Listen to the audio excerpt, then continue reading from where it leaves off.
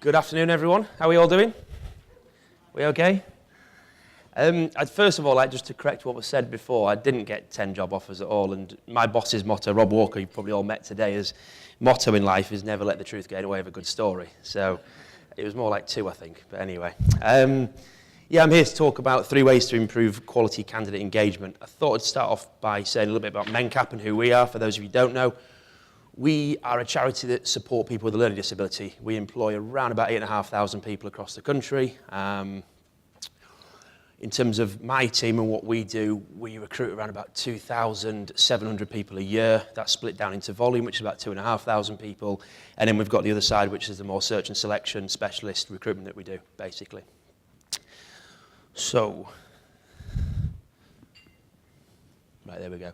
So first and foremost, I thought, what is quality candidate engagement and what does it mean? What it means to me and what it means to you are 2 very different things, probably.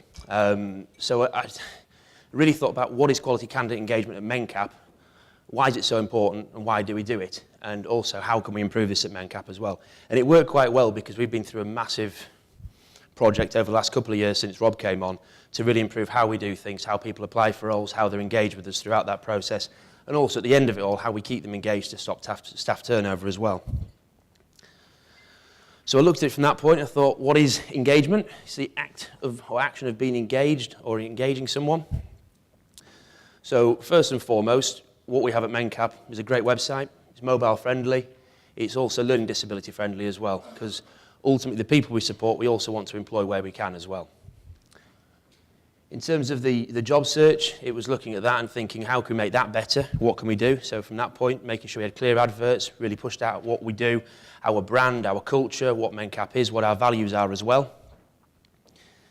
Also an easy registration process. And you know, before, I think I was talking to someone a few weeks ago, and he was saying when he was applying for a role, it took him longer than what it took him to actually apply for a loan at a bank.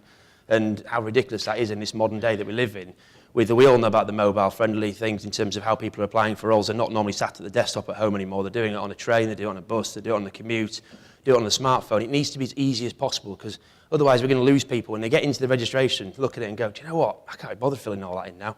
And then move away from it and think, I'll just apply for the next role. Particularly in volume roles where we recruit a lot of support workers across our organisation. And it is a competitive market, so we need to make sure once we've captured them, how we keep them interested and engaged as well. Also, what happens after application, moving on to a pre-screen, which is very important. So every person that comes through and applies for a role with Mencap, one of our consultants, one of our recruiters actually calls them, has a conversation and talks about their background, talks about their motivations for moving, why they've applied, what's important to them, what they're looking for in the next role, because that's a massive factor. You know, we've got so many great things at Mencap that we do. We've got the career development, career progression, there's training, there's all sorts of different departments you can move into. It could be pay. But what's important to that individual when they come through the door? Why are they interested in Mencap? How do we capture their experience, really? And then the interview process as well. We made the interviews much more consistent in terms of how they were working, what we were doing with the managers, also how managers were going about interviewing, and it comes back to a lot of the conversations that have been had today. You know, how do you make sure you get a diverse workforce? How do you make sure managers are following the right process in terms of what they actually do? Sorry. So, it comes back to it again. So the verbal communication side of things, electronic communication, so when people have applied, you know, they get email confirmations, they say their application will be reviewed. An excellent onboarding, I'll come on to that later on as well. A great induction, and also employee surveys, which I'll also touch on in more detail. So coming back to this point, why is it so important? So it's better candidate control. If you're speaking to your candidates, you're getting their buy-in to Mencap, you're getting their buy-in to you as an individual, as a recruiter as well. You know, if someone said, you know, in terms of, if you understand a candidate and why they want to move, it gives you so much more control throughout the process. And it does, it really does do that. If you understand that candidate, you build a rapport with that candidate. When it comes to offering the job or it gets to the interview process, you get a lot less people cancelling interviews because they've got to buy into you as an individual, hopefully. It also increases offer accepted, so we make the offers as a recruitment team. The managers don't do that. We do it because we've already got the prior relationship with the candidate. So the candidate will come and speak to us. We'll give them feedback from the interview. If it's good, bad, whatever it may be, we always feedback in a positive way and tell them where they've gone wrong, what they could do better, and leave them with a good, happy experience at the end of the process. They haven't been successful. But if it is good news, we give them that good news. So we're getting a lot more people accepting offers because we've started that process right at the beginning, basically. Obviously, you can see from here, it's a decreased dropout from offer accepted. We get increased starts, quicker time to hire, lower turnover of staff, which is very important in our sector, and also a more engaged workforce once they're on board. So candidate engagement does move forward into then it's employee engagement as well. So once they're on board, how do we keep them? What do we do?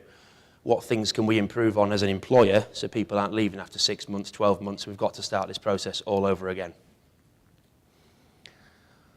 So going back to the 3 ways we've improved our candidate engagement at Mencap, we now have, I went to it, clear cultural brand information. We've got case studies on our website and our adverts as well.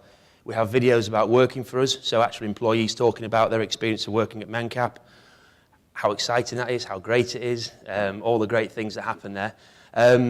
We've also got clear messages about our values, and that's right the way throughout the process when we're interviewing as well, making sure people understand what Mencap's values are and are they the right people for us to recruit into the organisation as well, because it's highly important about remembering why we're here and what we're doing essentially. Going back to that easy application process, so we're looking at the easy read, one-click apply. So before we'd put people through a lengthy registration process, we're finding we get a lot of people registering for roles, not actually following through with the application because they thought, bored of registering now, I just want to apply for the role and speak to someone about a job. So that's something we've worked on massively, and also looking at sort of how we can encourage more applications from people with a learning disability, and also looking at the mobile and tablets and how that sort of helps in terms of the application process. We've also, this is something my old boss used to say to me a lot, there's no substitute for picking up the phone, and that is something we're still really passionate about as recruiters.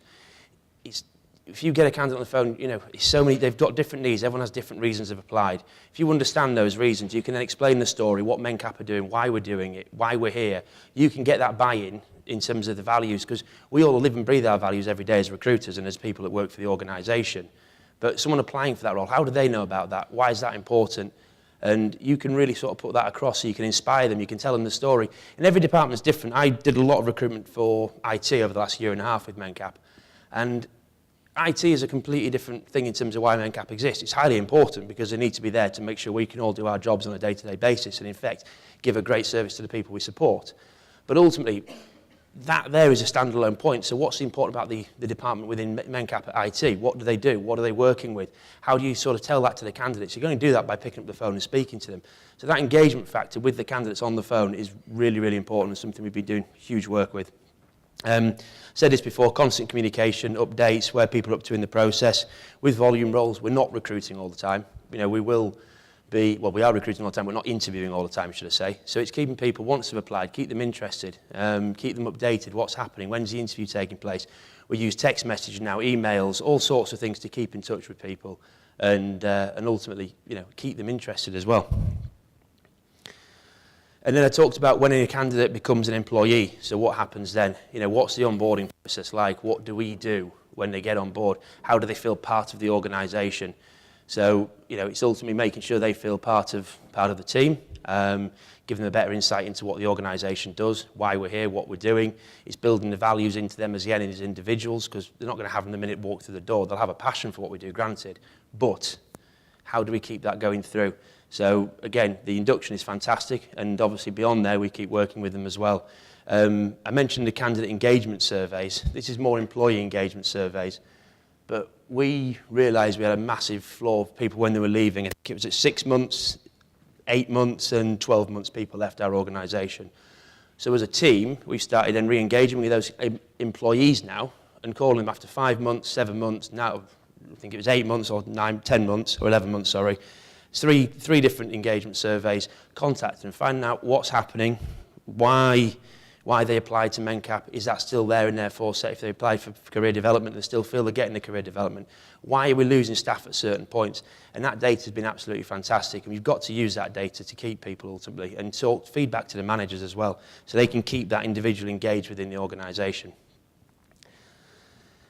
So like I say, we split the surveys into each area to cover the element of the recruitment and onboarding and induction process. They have one at 3 months, one at 5 months, one at 8 months, 7 months, and one at 11 months. And then we also do exit surveys as well for when people do leave. And also, don't assume the candidates will complete the surveys. We've gone from, to get this data, we did a lot of telephone calls to get it rather than just doing emails, because we were finding we're getting a lot lower pickup rate from those people once they're on board.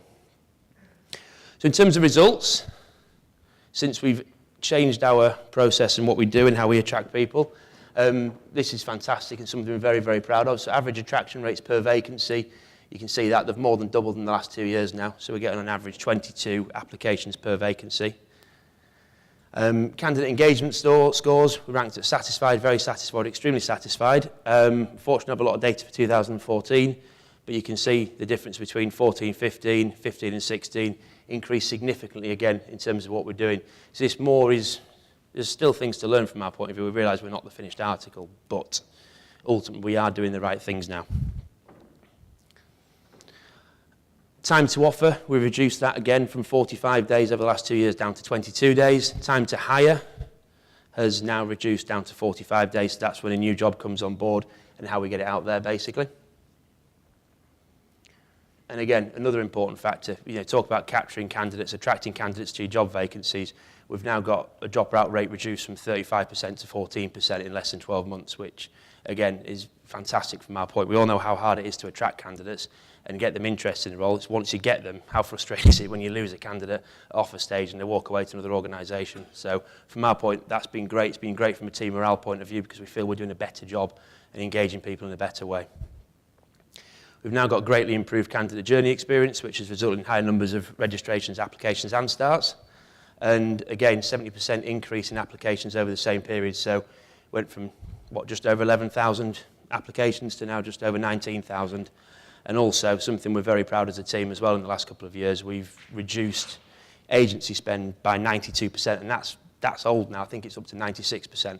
So in terms of our actual agency spend and recruiters being involved, we've brought that all back in-house, which again is so important in terms of having that candidate engagement, because recruiters, great as they are, I've worked in a consultancy environment for 10 years before I came in-house, so I don't want to sit here and preach that there's no need to have recruitment agencies. There always will be, but ultimately what's happening is people are getting to speak to a real human being that understands Mencap and why we're here and what we do.